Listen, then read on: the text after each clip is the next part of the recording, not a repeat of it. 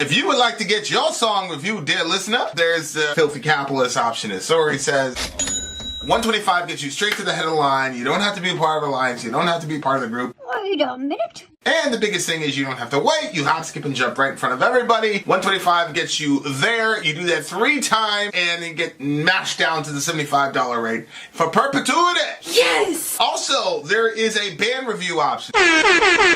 So if you've got a band and you're trying to get your band some exposure, hit me up at vinsori@gmail.com, and I'll show you the details about how to pull that off. You can also jump on Patreon, and there is a option on the tiers to be able to get your band reviewed. Yep. Obviously, we can't lie to you, so we can't guarantee a positive review.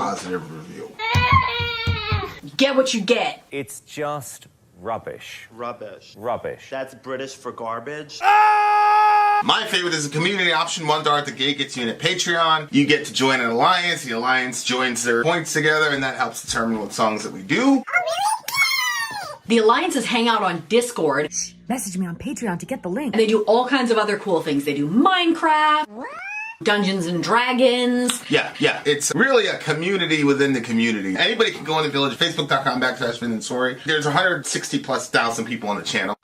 What's cool about the Discord is that it offers a real opportunity for community connection, friendship, that type of thing. And it's on Discord, so if you're not a Facebook person, it's for you. You start off at $1. Right. Plus you get exclusives. Sori and I are working on a song. So the first 15 seconds of that was on Patreon. Also, at $15 tier and above, when we actually debut the video, they're going to be there live with us. There you are, dear listener. Buy our merch. Buy our merch indeed. A child shall lead them. Yes, to buy our merch. Yes, dear listener. All right, you guys, DJ The Lone Rider. Yes. So the first song that he has on his list is Korn, The Broken Soul. He said this is part... Broken Soul. What did I say? The Broken Soul? He said The Broken Soul. Oh. Excuse me, so sorry. This is part 2 of my new metal stream series. The last new metal stream I did had Spineshank, Seven Dust, Papa Roach, Mudvayne, and Limp Bizkit. It's a series of new metal streams that create one big album.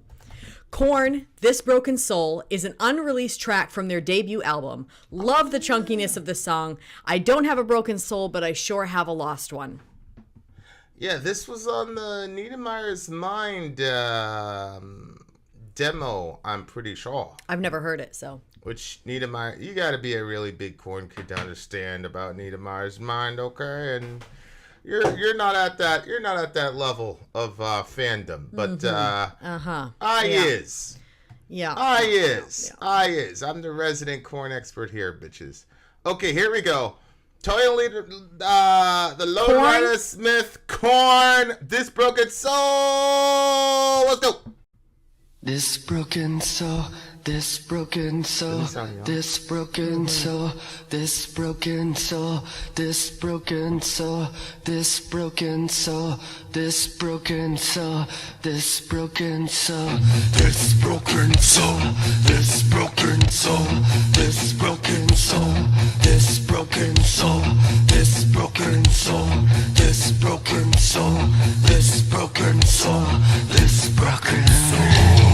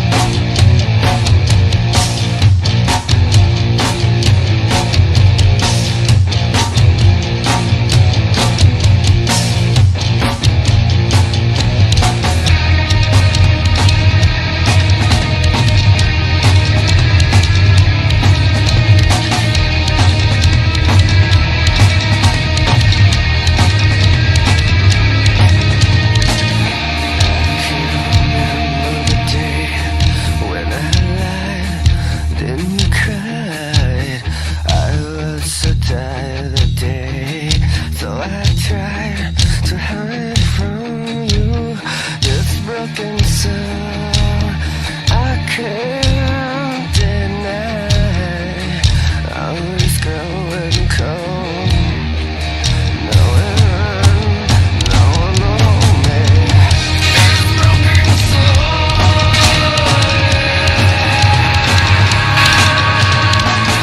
This broken soul.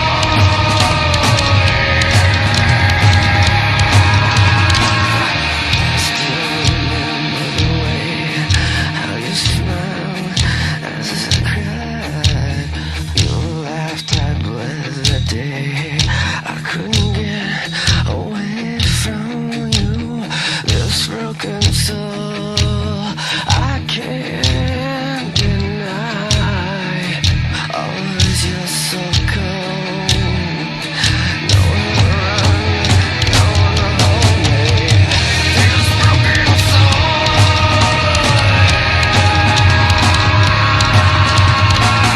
This broken soul.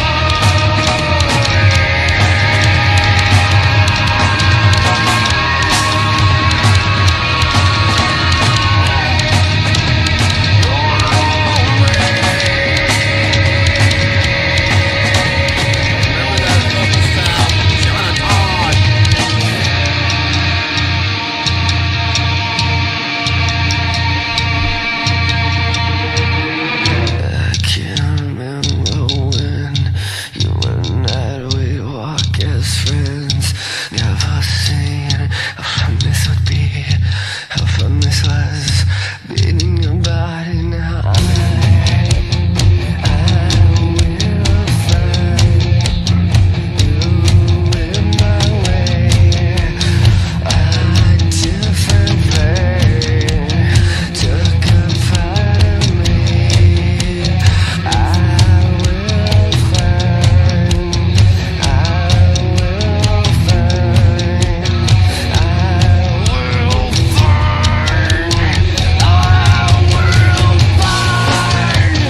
you in my way. A different plane took a part of me. One I'll never hold.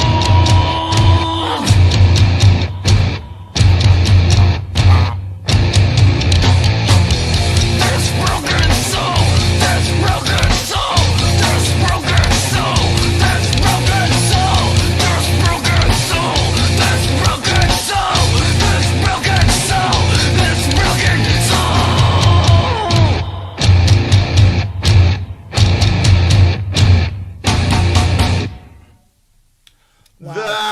That was a demo. I was listening to What this. does that? What does that mean? A demo is That like means a it just comes out by itself before the record comes out. yeah, like before GarageBand and stuff. Yeah. You know, you'd make these demo tapes, and sometimes you would buy studio time or whatever, but you didn't have the real money. Like what we're doing right now with GarageBand is like you would never be able to Right. do that back Yeah. in the day as a regular band. Yeah. So it wouldn't sound like the way that you intended it. You know, it was the quality was a little bit lower than you would expect from Korn and all that. And so the demo tape is usually it's usually like just to give you an idea of what the band can, not like to judge, you know, record label would it was always a fixer-upper, basically. It was like, is this the kind of house you want to invest on? Really? Oh, so it was for the record label more than for future sales? Yeah, like this didn't even make it on any of the records. Oh. But you hear... Oh, that's interesting. Yeah, Okay. so it was more like you were listening to the concept of the band and what they could do. Okay. You know, that's what a demo is, like a demonstration, basically. Well, he puts his pain into songs. Like the way that he does it, you just feel. Well, yeah, but it's just funny to me because like this must have been recorded 92, 93 possibly, and it was just they were just still good, still very, very, very different. Because at the 92, 93, you still grunge, a lot of Pearl Jam. Yep. You know, a lot of you know, things like that, right? And so it definitely had some of that grungy type vocal style, which I actually miss. Like especially the first record, it was Jonathan, but it was like a grungier type of Jonathan. And I actually love that vocal style from it. That's actually my favorite, probably vocal era. Well, the follow the leader vocal style, I like that too. Like Jonathan's vocal style has evolved so much. Like it's weird. I feel like it's gone through a lot of transitions from what I've heard. Yeah, it's weird because it sounds a lot more conventional now. Actually, like his vocal style now is a lot more conventional, and their song structures. Although in the last 2 records, their song structures have been weird again, which is cool. But for a while, it was verse, chorus, verse, middle, end type of situation. But yeah, like Jonathan's vocal style now is a lot different than when he first started out. But I like that like grungy, still heavier type of vocal style. But these guys were just really, really, really good. Like as far as man, they were so different and innovative even at that period of time. Like I'm working on ours, it's like it's okay. You're crazy. You're crazy. It's I'm not saying it's bad. I'm just saying it's okay. You know what I'm saying? Versus when you look at, what those guys. I disagree. I feel like yours are so complex because you switch through different things and then you're putting things together that are not normally together. I mean, I just disagree with you. What did you holy shit, Dwayne is 60? Yeah, I know. I was gonna say, but he still thinks he can beat you up, Vin. He probably could. Would I look like beating up a 60-year-old man? What's wrong with you? What type of person you think I am, bitch? Shout out to Dwayne and all the 60-year-olds out there. Still grinding, still gangbanging, still doing their thing.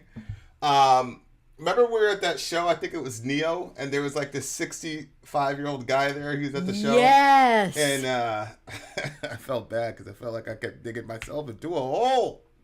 Because the guy was like, "What, you saying that because I'm older?" Remember that? And I was like, "I mean, well, yeah." But you said that once before. There was this. I hurt the feller's feelings, I think. There was this woman that was. She hadn't very much matured in her thinking on certain subjects. And you were like, "You could be my mother." I was like, Vin. Yeah, no, I wasn't making fun of her. I said, you should love me. Yeah. I said, you should love me. You could be my mom. I didn't say you could be my grandmom, even though that's what I was thinking. Shout out to the homie. Right, but they were saying at the time you were 40. So if she was your mother, she'd have to be like 60. No, that was like 5 years ago, B. They were saying you were 40. You don't remember the article? A 40-year-old man perched upon his... No. That was... No, those events were completely unrelated. Unrelated. I thought they were at the same location. No, they were completely unrelated. As far as, like, that goes. No, she didn't think... She read me. No, I'm just putting those two together because I think it's funny. I don't think it was in this... Unrelated. But we were at the same place when they happened. You were looking at that as an insult. She wasn't looking at it that way. Oh, okay. Yeah, because white women want to hear that. They want to hear that they could be your mother. The emphasis was, you should love me. That was the emphasis. I think, yeah, I agree with you. I think that's where it came from in your heart. I'm just not sure she took it that way. That was the emphasis. This was weird. He said, "I can't remember the day when I lie and cried. I miss the day, I miss the time, the day, though I try to hide it from you." I can't even, my head's not even like wrapping on it because I'm like, wait, I can't remember the day when I lie and cried? You'd think that he would be saying, I can remember the day that I did that. Well, I think it's in his mind. In his mind, he can't pinpoint it exactly, but it comes out of his soul, so he can't hide it from her or him, whoever it is. Oh. So like the dichotomy between what the mind feels and what the heart feels and all that. Yeah. Like okay. It's a very fascinating thing this is one of the funnest things to me about Jordan Peterson. Was really the first one that like put me on that track where we are saying some really amazing things and we don't like realize what we're saying, and to a degree it's terrifying. It's like when he was saying people are like, oh, your dreams are just your subconscious trying to tell you something when you're asleep. It's like, holy shit. Like, there's a part of my being that just chills out and waits. Devious. Because it has something to say. Like, Yeah. it's got a mind of his own. Yeah. And it's like, so now this horrible thing happened with this person and him or whatever, but his mind can't exactly recall it. Mm-hmm. But then there's another part of him that has, you know, I call it emotional memory or whatever. Mm-hmm. There's another part of him that is just like, it's so forceful that he can't restrain it. Mm-hmm. He's saying, I can't deny.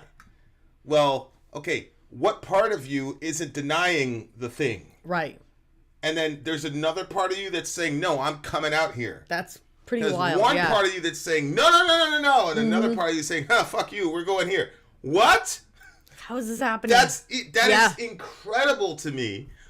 That is, you know, and people say like, oh, I'm just, you know, you're trying to suppress your emotions, but then they come out. Why? Why does it do that? I think, you know, like that's mind-boggling to you. It's amazing to think about. And, you know, people try to, it's so funny to me, like the less educated you are on these topics, the more definitive people sound when they try to explain them. They go, oh, it's just chemicals in your brain, blah, blah, blah. Nobody who's truly educated in that field believes it's that simple. Mm-hmm.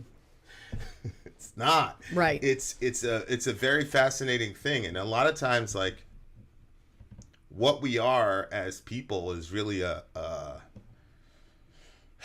balancing act between the things that made us happy and the things that hurt us. Mm-hmm. And then the other part of us that's trying to come up with, like, living in the eye of that storm on both sides. Wow. Yeah. And what we call a mature person or what we call a sane person, fill in the blanks, a lot of it is just whoever can stay in the eye of that storm the most is seems to have the best time at life. If Yeah, that's interesting. You know, Yeah. because you're able to integrate all of that pain and then you're able to communicate it in a way. And I think Jonathan, the music for Jonathan is a way that he combines his mind with his emotions. It's, you know, because you have to sit and think about writing and then you're able to ventilate it emotionally. And I think for him, that's the way of combining himself or recombining him, you know, those fragments. You were you gonna say? No, go ahead. You were saying earlier a little bit about, you know, Gang.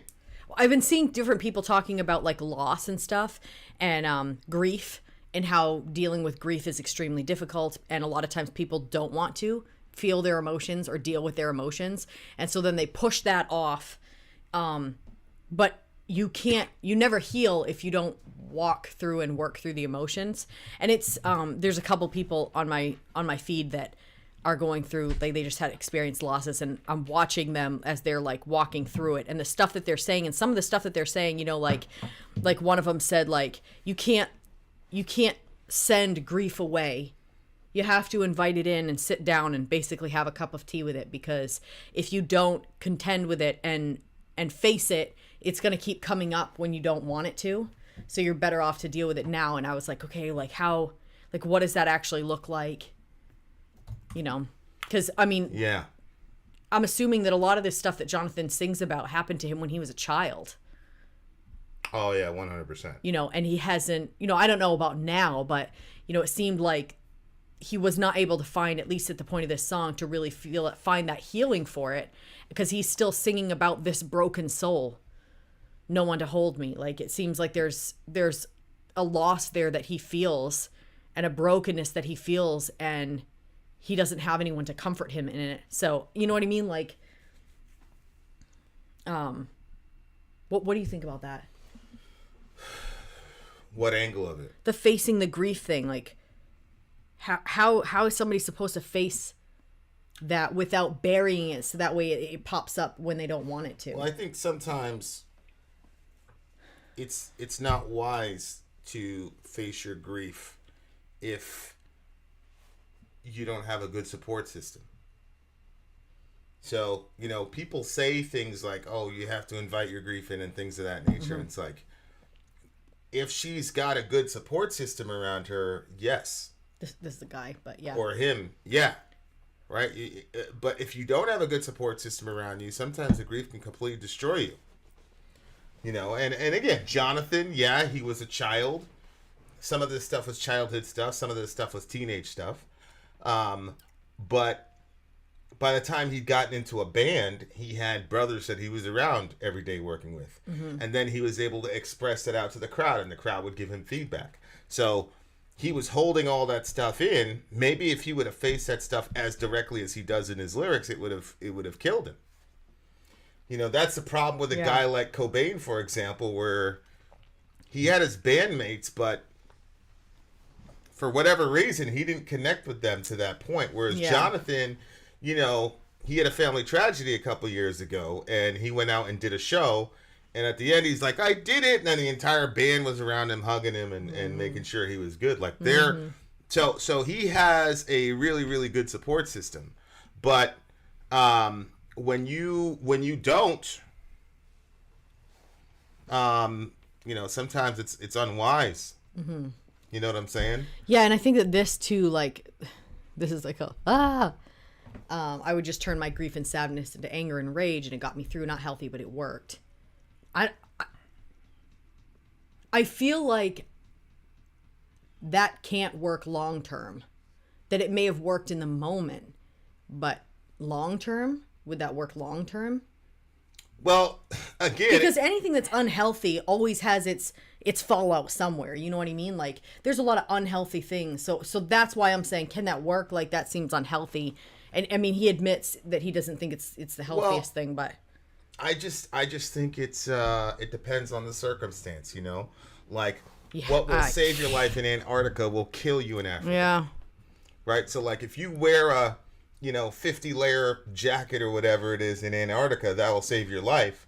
But then if you wear that same thing in the Sahara Desert, right, you're going to die. Right. And so I just think a lot of it is you have to understand your own historical context and where you are and what's going on around you. And that's why I'm such a big believer in self-awareness. Sometimes you have to say to yourself, okay, now is the time to convert grief to anger or hurt to anger. Like, so for example, if a woman's being abused, for example, and the primary feeling is depression. I'm so depressed that this person I love is doing this to me. The depression locks them into a certain state. But if they convert that depression into anger, that anger might give them the boost that they need to get out of that situation. Yeah. And so temporarily she needs to shut down that feeling of sadness and embrace that feeling of anger so that it could function as a propellant to get out of a bad situation. Then once she's in a safe environment, and again, with support, she can go back to, this is how I truly feel about it. Yeah. So you just have to understand yourself, where you are, and all that. Huh? That's pretty balanced and wise, I think. Yeah. So it just really, really, really depends, and it's hard to tell anybody, what you should do in that situation or how you should manage it. But some of this stuff is natural intuition, which is, again, it's kind of like Inside Out, that thing where you had different kind of emotions that were functioning autonomously. Who's going to use and then they had to figure out how to work together. Yeah. Which I thought the reason that cartoon was such a hit was that it was relatable. It's relatable, but I think it's true to a degree. We've been so brainwashed by physicalists and naturalists that we forget just how incredible we are. We've got a bunch of competing consciousnesses within us that makes us us. And instead of just pretending that you're just a bag of chemicals and sand, if you understood that you're a compilation of different consciousnesses, then you can engage yourself in such a way as to make them work together. Yeah. For your super ego or whatever you want to call it. And that's kind of been the way that I've been for the last year. That's the way I've been looking at myself. I'm a compilation of consciousnesses that are competing with each other, and it's my job as the me to bring them all together and say, Okay, you guys are not enemies, you're friends. You just got to work this shit out. And so my goal is one, and even the song, he says this broken soul, which I look at it as, you know, this glass sort of plate that gets shattered. Now it's broken, and now there's all these fragments. And your job is to, you know, with the help of God, obviously, to piece them back together for some kind of oneness. Yeah. But you see that brokenness comes in where on the one hand his mind is saying X, but on the other hand his heart is saying Y. Mm-hmm. Which, of course, you know, whatever. But, okay. I wouldn't, Alan, to be honest with you. I wouldn't analogize that. Go ahead. Right. And now Franz, you know, I already tried that, Alan. Franz says he has a proper support system, wife, kids, and all that, and so he was able to look at his situation and deal with it accordingly. Yeah. Yep. And I think that's the right way to do it. Temporarily. Mm-hmm. Go ahead. What were you saying? Oh no, I was going to ask you. All right. Well, what do you give it? I'm going to give this one a solid 8.5. It's Korn. It's Korn, but it's a demo tape. But it's a highbrow demo tape. Yeah, shout out to Germany. Perkins in the house. 8.3 for me. For me. We're coming back with what was this? El Nino. El Nino. El Nino, not El Nino. El Nino was a stall. Yeah, well, that's what's in my head. El Nino, dear listener. We what shall comes around? return. Vin out. Sori out. Gone.